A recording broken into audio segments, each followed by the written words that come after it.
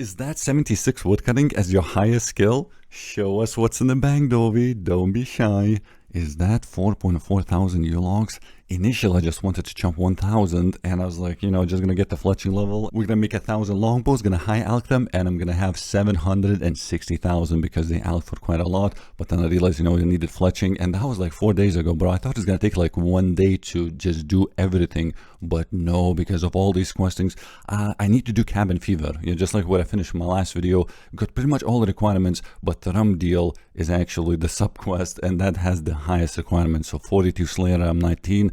I have to get it in this video. Another slice of ham completed. This gives you access to Dorgishun terrain access. Yep, terrains exist in old school RuneScape. You can just go in one of them. I'm not sure if all of them take to the same place, but it does say your train will leave for Keldrim shortly, and your train takes you to Keldrim.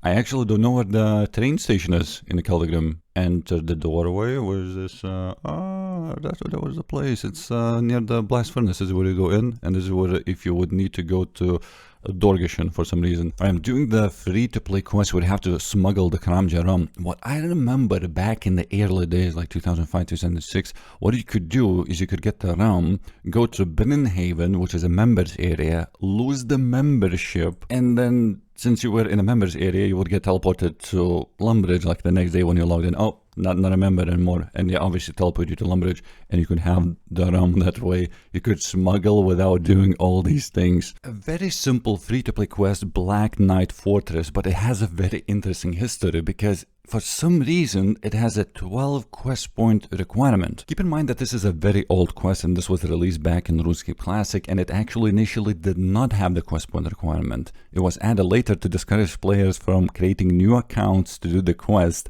and transfer 2,500 GP to their main character. Like, this was a legit money-making method back in RuneScape Classic. And originally, the quest name was Spy Quest until the quest list was released back in 2001. Also, at first, the quest gave around 250 thieving experience as a reward. Thieving skill was in the menu at the time, but had not been programmed yet. The skill was later removed and added back in 2002, but the quest no longer gave thieving experience. And you probably knew this already, but a lot of non-attackable White Knights in Falador have play on word names like Cerebral, Serenity, Certification. I generally thought this was a joke until I actually googled it was like an actual NPC.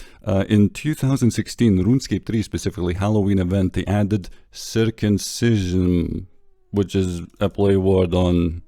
Yeah, damn, Jags, bro, you wild in here. What the hell am I reading, bro? Man, the quest helper really helps with this because you had to like take screenshots, which statues missing and all that, looking at the items which you collect. There's a literally 4-minute quest, maybe. Recruitment, derive, any XP, of course, Herblore, yeah? You got 26. Bro, I thought I was in like in a PvP world or something. What the hell are these guys doing? Oh, he says, wait, what is this? Where was the guy? Record this. Recording. So this I'm reading a huge power surge from Solos. Be very careful. Is this the pot? Oh my god, that sound also of Zami flames. Wow. Who wants to see spawning in Falador with 10 HP as a hardcore Ironman, bro? I want those access trophies after the quest is completed. Yeah.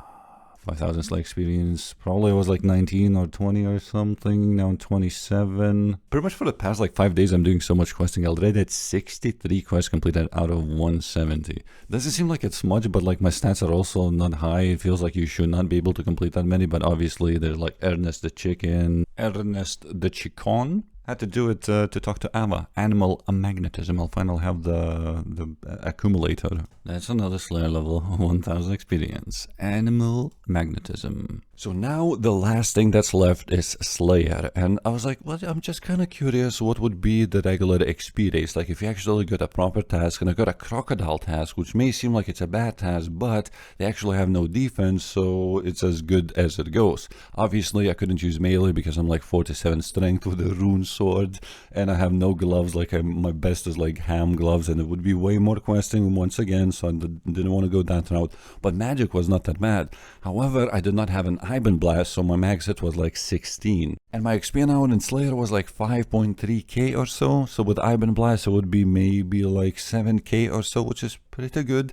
But I also realized that I probably could get very similar experience from temple trekking. I do want to tweak the route of temple trekking though, because there's a way to get more tokens. Since I don't actually have a quick teleport to replenish my run energy, I'm just walking all the time, so I got only 9.2 thousand GP. I had to make some U shortbow, so let me just finish making these. What's the value of these? Are they gonna go 440? Okay, Sal 10, 3.6. I'll probably hop, probably hop a bunch of worlds, because that would be like 150k or so. I'll have to hop 45 worlds. Wait, what about the value now? Yeah, it's not worth it. It's like 280. Bro, there's no way somebody sold 1.8 thousand U longbows. How much were they even going for? Like, you can buy this for 256. You're supposed to alch them for 780. Somebody sold it for like 100 each. The guy got like 180k, and this is Iron Man shop too, so there's like another main account. Bro literally could have out like 200 to get the same amount of GP, literally, and keep the rest. Here we go. How much money did he make? 173,000 from short bows, from selling, not even alching. Bro, how do you unlock this fairy ring? Is it unlocked by default? I don't even want to click on Zenaris. Wait, let me first unlock the Arceus spellbook. It says that you can just go in. I don't have any...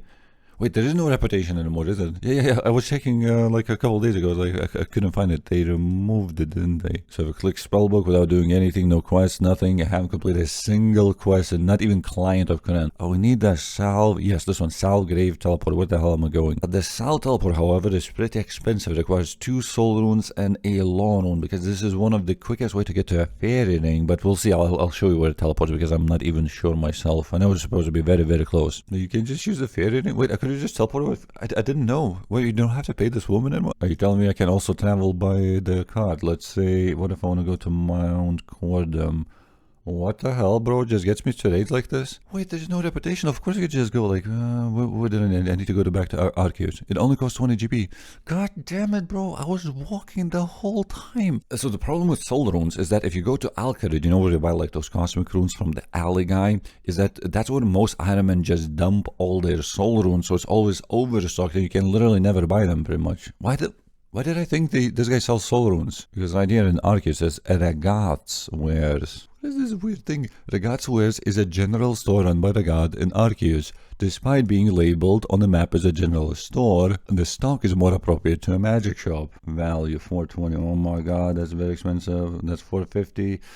I'll try to find an Alcarid first, I think. 375 by 50.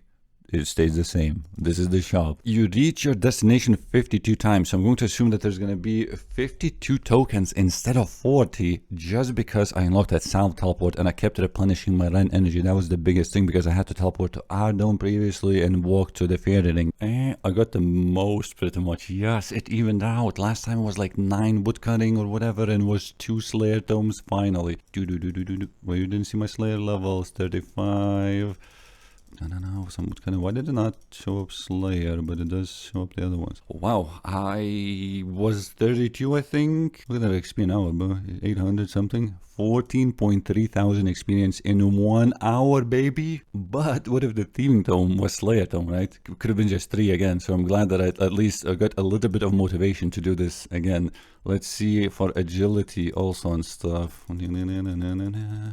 Claim them all, mining, all good, not woodcutting though, because that's like an easier skill. Yeah, from just doing this 1 hour, not counting opening the tokens, because it does take like a little bit of time. We can actually tell exactly how much time, and that took me 5 minutes, but I was like commentating a little bit. In total, I gained 72,000 experience, just like all the tomes combined. So 72k XP an hour is just by doing temple trekking, but it's shared between the skills. Yeah, I definitely would not have been able to do 14,000 Slayer experience in 1 hour by just maging, even with Iron Blast. Tome, how many Slayer tomes I have received? 8. So all of them are pretty equal right now. Thieving again loses. Like I guess I kind of need thieving, but obviously I don't really care about it. Let's use the 8. Well, at the moment I don't care about it. I mean, so 37 Slayer right now. I don't want to over level, so I don't want to over get these yeah, from 37 to 40, so a couple levels up, because I still need like 4,000 bowstrings. So yes, there's gonna be a lot. Oh my god, there's gonna be a lot of more temple trekking that I'll have to do. In the last terms, I wish there was Herblord, but then everybody would be doing this. Let's see the chats. Agility, mining, Slayer, fire making. Come on, yes. Is that the one? Yeah. Warning, low level players where goblins have taken over and there's poisonous spiders. Thank you, man. I forgot that I don't have a teleport to Lumbridge. I need to get 47 prey points, which means I just need to hit 4. Boom. Oh, that was easy, actually. Thank you, sir. Look, I'm killing the evil spirit. If you examine it, it says the pun was intended. Get it? Spirit? You're making rum? Alcohol? Oh my god, we're giving there just one more quest. Holy Range also unlocks very important thing. Once I get the prayer potions. Cabin fever done. Oh my god, that means I can also use a minigame teleport, I believe. Trouble Brewing. The more be players. Yeah. Switch now, don't ask again. Let's teleport. I will have to actually hop to 304 though, because that's where the minigame begins. Also, just looking at other people, there's literally nobody not even close to my level because of the requirements, I guess, for the cabin fever and stuff. Like, all of them are red, not even like orange or, yeah. Like level 76 I just saw, like probably the lowest. So yeah, the main goal was to do the Trouble Brewing minigame because they updated like 6 months ago, and technically there is no woodcutting or fletching requirement. It literally says level 1. Not sure what the quest requirements would get you, but you could do this at very low level. But that's what I said in my video like 6 months ago. I didn't realize how difficult it could be for a low level to get into Trouble Brewing minigame.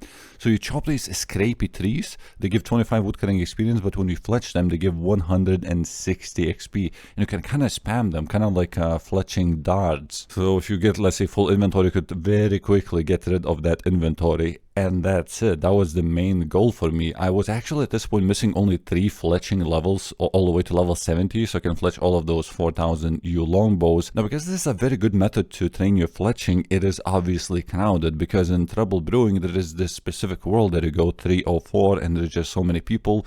Most people just play the minigame or just AFK. Most people don't chop the trees, but even those single trees, the one that I was camping here, because there's 2 of them in one place, but it's just like so many people. I was like, yes, I found my own tree. Even with just chopping one tree and waiting for that respawn timer, which is obviously a waste of XP, 2 trees would be way better. I was getting, we could say, 100,000 fletching experience an hour. That includes the waiting time between the games, because the games last for 20 minutes, but then you have to wait for 3 minutes just AFKing completely, and then probably another minute to get to the trees. Sometimes I go to the enemy side instead of on my own side if it's taken, so make sure you explore all the trees. And because I only needed 3 levels, I did not want to bond my alt accounts.